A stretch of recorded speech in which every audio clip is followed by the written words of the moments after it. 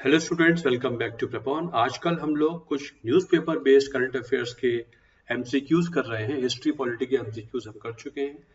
कुछ महीनों के इंपॉर्टेंट एमसीक्यूज जो न्यूज़पेपर में आर्टिकल्स आए थे उससे निकाल के एमसीक्यूज बनाए गए हैं।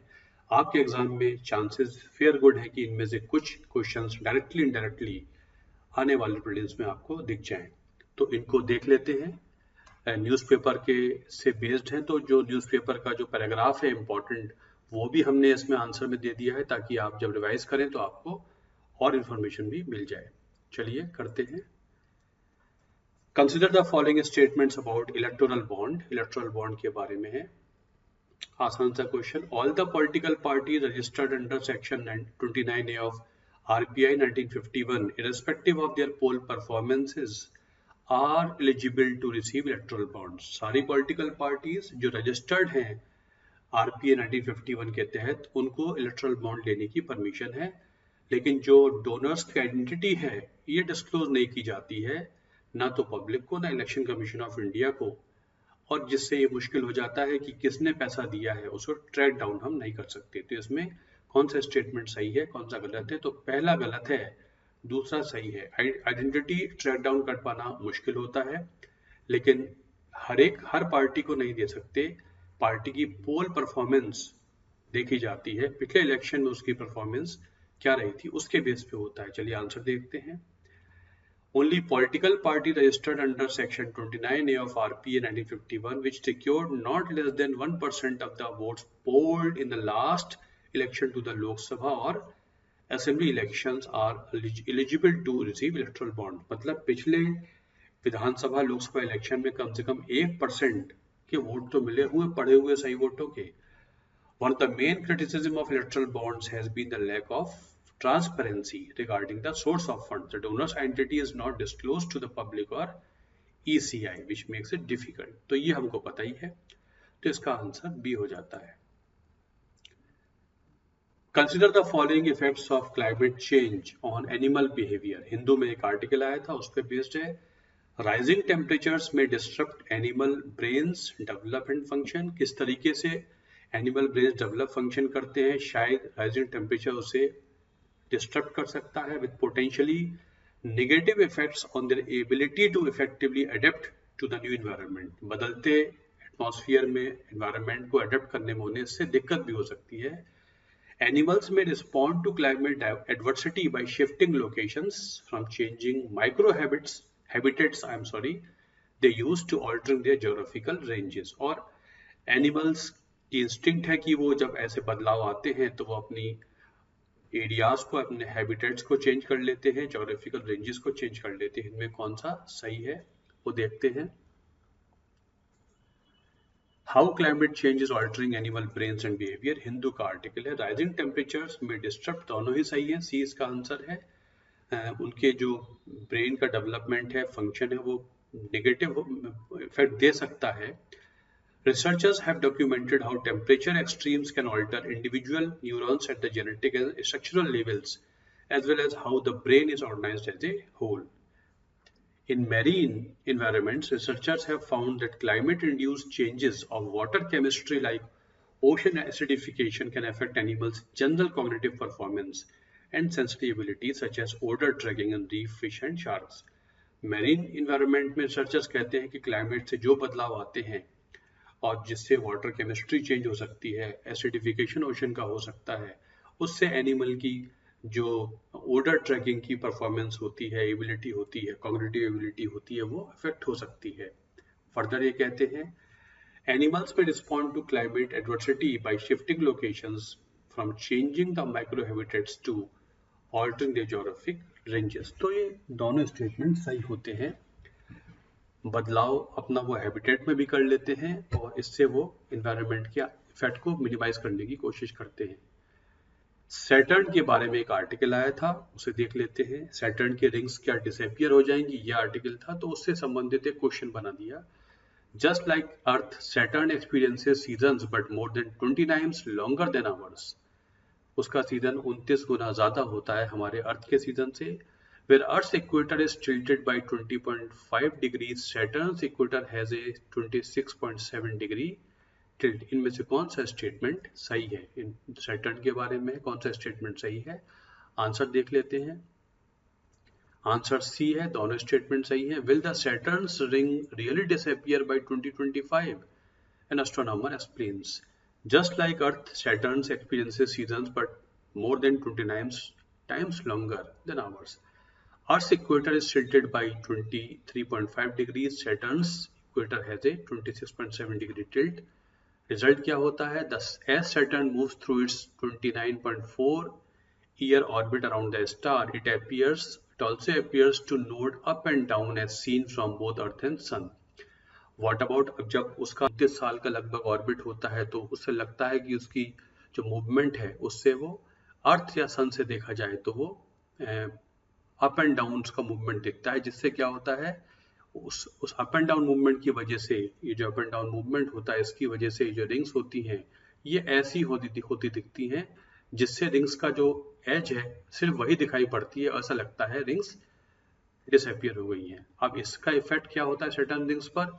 The planet's enormous ring system, comprised of bits of ice, dust, and rocks, is spread over a huge distance, just over 2,80,000 kilometers from the planet, but it is very thin. In most places, just tens of meters thick. The rings orbit directly above Saturn's equator, and so they too are tilted to the plane of Saturn's orbit. ये regular phenomena है, कुछ साल बाद ये repeat होता है। 2009 में हुआ था, 2025 में हो रहा है, बट वो दिखेगी कम लेकिन डिसअपियर नहीं होंगी as per the whole article. आप इस आर्टिकल को पढ़ सकते हैं। Norway has become front runner in the 15-5 campaign. This campaign is related to 15-5 campaign का संबंध किससे है? एनवायरमेंट कंजर्वेशन से है, डिजिटल पब्लिक गुड्स से है, करप्शन इन गवर्नमेंट है, इंटरलिंकिंग ऑफ रिवर्स से है। नॉर्वे वाटर मैनेजमेंट के लिए बहुत अच्छा माना जाता है और करप्शन इंडेक्स वगैरह में फिनलैंड, नॉर्वे वगैरह बहुत अच्छी पोजीशन पे माने जाते हैं। इन्वायरमेंट या डिजिटल पब्लिक गुड, इसमें कौन सा है? इसका आंसर बी हो जाता है, 15-5 कैंपेन। 15-5 कैंपेन शुरू किया है यूएनओ ने और इसके तहत देख लीजिए Norwegian perspective of India digital journey Hindu. Norway has recently pledged to become a front-runner country in the 15-5 campaign, which was launched last week by United Nations Development Programme and others. In this campaign, countries pledged to make at least one national digital goods available globally in the next 5 years. तो इस 15-5 campaign का मतलब है कि 2028 तक 50 देश एक साथ आए हैं और वो आने वाले 5 सालों में कोई ना कोई डिजिटल पब्लिक इंफ्रास्ट्रक्चर DPI, चाहे वो पेमेंट सिस्टम हो चाहे डेटा एक्सचेंज सिस्टम हो, कुछ ना कुछ कंट्रीब्यूट करेंगे। At least one national digital goods available globally in the next 5 years. ये 50 देश मिलकर काम करेंगे, आपस में कोऑर्डिनेट भी करेंगे ताकि आने वाले 5 सालों में कोई ना कोई एक नेशनल डिजिटल गुड ये जरूर प्रोड्यूस करें 2028 तक। ये है 15-5 campaign.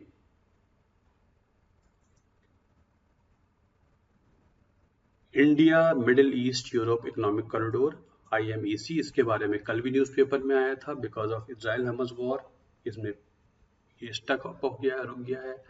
IMEC will create a reliable and cost-effective cross-border ship-to-rail transit network to supplement existing maritime and road transport. It will facilitate trade and connectivity, leading to economic integration of South Asia, West Asia, Europe and Middle East. इनमें कौन सा सही है? दोनों ही सही है। Purpose आपको information देना है, आपकी नॉलेज चेक करना नहीं है। दोनों ही सही है। Win-win situation for all states involved, not but without its geopolitical challenges. Finance Minister. IMEC will create a reliable, cost-effective cross-border ship-to-rail transit network to supplement existing maritime and road transport and facilitate trade and connectivity, leading to economic integration of these areas. कल आप देखेंगे हिंदू में तो एक map भी है कैसे गुजरात के मुंद्रा से और मुंबई से, यहाँ से और यहाँ से ये शिप के जरिए मूवमेंट होगा। फिर यहाँ पर ये ईरान के आसपास का ये शुरू होगा, फिर सऊदी अरेबिया जाएगा, फिर ये इस तरीके से इजराइल में होता हुआ यूरोप में एंटर कर जाएगा। इस तरीके से ये लैंड, शिप और रेल के जरिए एक ये रूट बनाया जा रहा है। तो इसको आप हिंदू कल के न्यूज़पेपर में बहुत अच्छा आर्टिकल आया है, आप मैप के साथ इसे देख सकते हैं।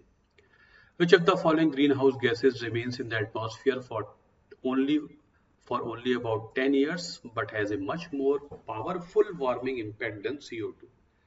10 साल से ज़्यादा नहीं रहती है गैस, लेकिन इसका इम्पैक्ट जो है वो CO2 से ज़्यादा होता है। वह कॉमनली नोन है, इसका आंसर मीथेन है।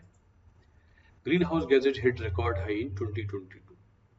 Of the three major greenhouse gases, CO2 accounts for about 64% of warming effect. Global average concentration of CO2 in 2022 were for the first time 50% above those of the pre-industrial level and continued to grow in 2023, says World Meteorological Organization. Given the long life of CO2, the temperature level already observed will persist for several decades even if emissions are rapidly reduced to net zero. क्योंकि इसकी staying power ज़्यादा होती है, लंबे समय तक रहता है, तो हम कितना भी कंट्रोल कर लें CO2 तो वार्मिंग इफेक्ट देती रहेगी। WM में warm, there is no magic wand to remove the excess CO2 from the atmosphere. Atmospheric methane is the second largest contributor to climate change, accounting for 16% of warming effect. However, methane remains in the atmosphere for only 10 years only, but has a much more powerful warming effect than CO2. तो CO2 से ज़्यादा effect रहता है। CO2 की जो power है, duration है, बहुत ज़्यादा है। एंड्यूरिंगली वो वार्मिंग करती रहेगी, बट मीथेन 10 साल में खत्म हो जाएगी, बट उसका वार्मिंग इफेक्ट CO2 से काफी ज्यादा होता है। निसार के बारे में है, NASA ISRO synthetic aperture radar. According to ISRO, NISAR is low Earth orbit observatory being jointly developed by it and NASA. बिल्कुल सही है। SUV size satellite has a mass of roughly 2800 kg, which will be powered by 2 solar arrays providing about 4 kilos of power. दोनों सही है। According to ISRO, NISAR is a low Earth orbit observatory. SUV size satellite has a mass of this much weight, which will be powered by 2 solar arrays. Just information is being given to you through this question. Which country is the largest provider of liquefied natural gas to India? Liquefied natural gas को भारत में सबसे ज्यादा कौन supply करता है? Iran करता है, Oman करता है, कतर करता है, वेनेजुएला करता है। कल भी LNG पे हमने क्वेश्चन पढ़ा था, लार्जेस्ट प्रोड्यूसर USA हो गया है, बट इंडिया को सप्लाई करने वाले में सबसे ज्यादा कौन है? इसका आंसर क्या है, देख लेते हैं। इसका आंसर कतर है, सी। Qatar is the largest provider of liquefied natural gas to India. While India's defense collaboration with Qatar has been somewhat limited, it still offers an avenue of diplomatic engagement. Which of the following has been declared as pressing global health threat with a mortality effect equivalent to smoking 15 cigarettes a day, according to WHO? Indoor pollution, vehicular pollution, loneliness and hate crimes. आपको पता होगा कि ये इसका answer loneliness है, newspaper में बहुत आया था एक दो दिन ये। सी इसका आंसर है। WHO declares loneliness as a pressing global health threat. Loneliness has been declared as a pressing global health threat with a mortality effect equivalent to smoking 15 cigarettes a day. It is loneliness. ASEAN Defense Ministers Meeting Plus के बारे में दो statement. ASEAN Defense Ministers Meeting Plus is a platform to strengthen security defense cooperation for the 10 ASEAN states. The 8 dialogue partners, India, Australia, China, Japan, New Zealand, Korea, Republic of Korea, Russia and USA, are collectively known as plus countries. कौन से सही है इसमें देख लेते हैं। दोनों सही हैं। ASEAN Defense Ministers Meeting Plus is a platform to strengthen security defense cooperation for the 10 ASEAN member states and dialogue partners, which are collectively known as plus countries. India became an ASEAN dialogue partner in 1992 and inaugural ADMM Plus was convened in 2010.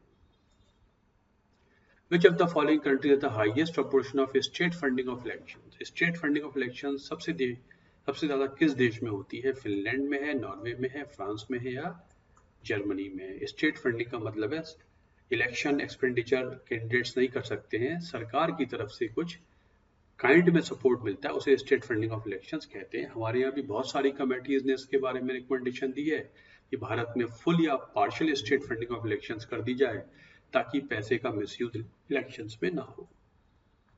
Answer इसका है Norway.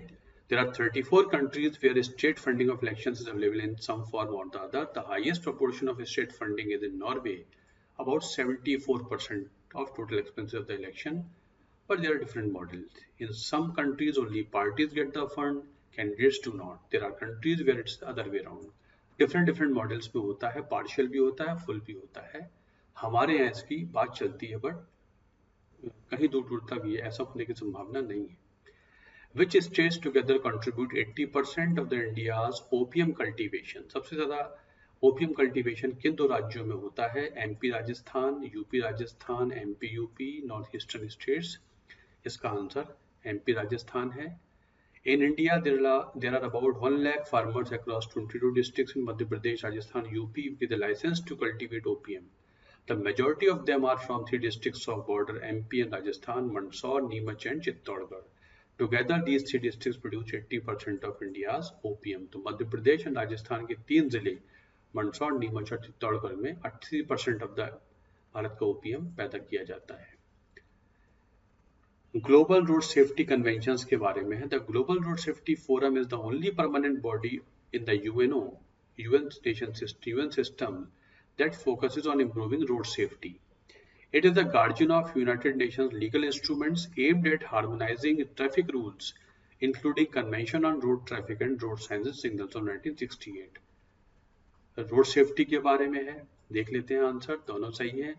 Global Road Safety Forum is the only permanent body in the United Nations system that focuses on improving road safety. It is the guardian of United Nations legal instruments aimed at harmonizing traffic rules.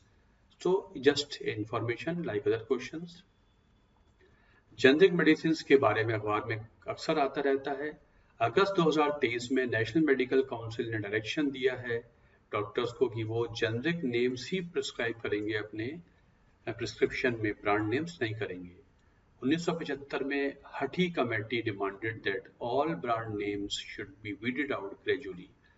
1975 की committee ने कहा था gradually इन brand names को खत्म कर दिया जाए. दोनों ही सही है. अगस्त 2023 NMC directed all doctors to prescribe only generic names. Brand names are shunned because many brands are costly. Generic names are much cheaper. In 1975, Hatti Committee demanded all names should be weeded out gradually, that only certain renowned and branded companies have quality is a myth propagated by big pharma companies. Consider the following statements about Gambusia fish. Important question. It is known as mosquito fish and is widely used as a biological agent controlling mosquito larvae. It is native to waters of southeastern Africa. इनमें से क्या सही है? Gambusia fish के बारे में बात कर रहे हैं, मॉस्किटो फिश कहते हैं और बायोलॉजिकल एजेंट है जो मॉस्किटो को प्रोलिफरेट करने से, फैलने से रोकती है और ये साउथ ईस्ट अफ्रीका में पाई जाती है. इसका आंसर ए है, मतलब पहला सही है, दूसरा सही नहीं है. It is known as even after backfire, Gambusia fish remain popular to beat mosquitoes. Explained. It is known as mosquito fish and widely used as a biological agent for controlling mosquito larvae. It is native to waters of Southeast United States, North Africa. It has been a part of mosquito control strategies for over a century in various parts of the world, including India. A single full-grown fish eats about 100 to 300 mosquito larvae per day. तो mosquito control programme का एक part है, भारत में भी इस्तेमाल होता है. Which of the following dwarf planets recognized by International Astronomical Union is the most massive? इनमें से कौन सा सबसे ज्यादा मैसिव है? सिरिस, एरिस, होमिया और मेकमे. कौन सा है इसका आंसर? इसका आंसर बी है. Scientists discern internal structure of mysterious dwarf planet Eris. International Astronomical Union, which sets definitions of planetary science, recognizes 5 dwarf planets: Sirius, Haumea, Makemake, in addition to Eris and Pluto. Though dozens more may qualify, Eris is the most massive of them. इन पांचों में सबसे बड़ा Eris माना जाता है. Hence, B is the answer. Next question. Consider the following statements about nitrogen 9. Nitrogen 9 nucleus is characterized by a combination of either 5 protons, 4 neutrons, 4 protons, 5 neutrons. This proton-neutron disparity has a critical effect on isotopes stability, influencing its decay processes as well as overall behavior. Nitrogen 9 के बारे में हिंदू में एक article आया था, उसके बारे में क्वेश्चन है कि नाइट्रोजन 9 न्यूक्लियस में या तो 5 प्रोटॉन, 4 न्यूट्रॉन, 4 न्यूट्रॉन, 5 प्रोटॉन होंगे, और ये जो डिस्पैरिटी होती है वो आइसोटोप की स्टेबिलिटी पे फर्क डालती है, जिससे वो डिके होने लगता है। तो इसका आंसर बी है। पहला स्टेटमेंट गलत है, दूसरा स्टेटमेंट सही है। Most nitrogen comes as isotope of isotope nitrogen 14, जिसमें 7 प्रोटॉन 7 न्यूट्रॉन्स होते हैं। मोस्टली यही कॉम्बिनेशन होता है, but scientists recently discovered hints of new isotope nitrogen 9 by smashing beams of oxygen isotopes into beryllium atoms in this particular laboratory. Nitrogen 9 nucleus is characterized by 7 protons and 2 neutrons. अब ये disparity हो जाती है, which is unusually high neutron proton ratio. बहुत high level की disparity है. This disparity has a critical effect on the isotope's stability, influencing its decay processes as well as overall behavior. For one, the high proton content places nitrogen 9 atoms beyond the conventional stability threshold. क्योंकि इसकी disparity ज्यादा है और isotope की ये कोशिश होती है कि वो स्टेबल हो जाए, ऐसे में वो एनर्जी रिलीज करता है ताकि वो thanks a lot for watching this video. Thank you. आप अपने कमेंट दीजिए, अगर यहाँ तक वीडियो आप देखते हैं तो कमेंट दीजिए कैसे प्रिपॉन आईएएस को हम और बेटर कर पाए। करंट अफेयर्स में आपको मैं थोड़ा एफर्ट दे पा रहा हूँ, जितना मैं समझ सकता हूँ उतना मैं आपको बता पा रहा हूँ इन क्वेश्चंस के जरिए। पर्पस है आर्टिकल्स के इंपॉर्टेंट पॉइंट्स को आपके सामने लाना, ताकि आपके एग्जाम में किसी ना किसी तरीके से क्वेश्चन आ जाए तो आप इन्हें कर सकें। थैंक्स।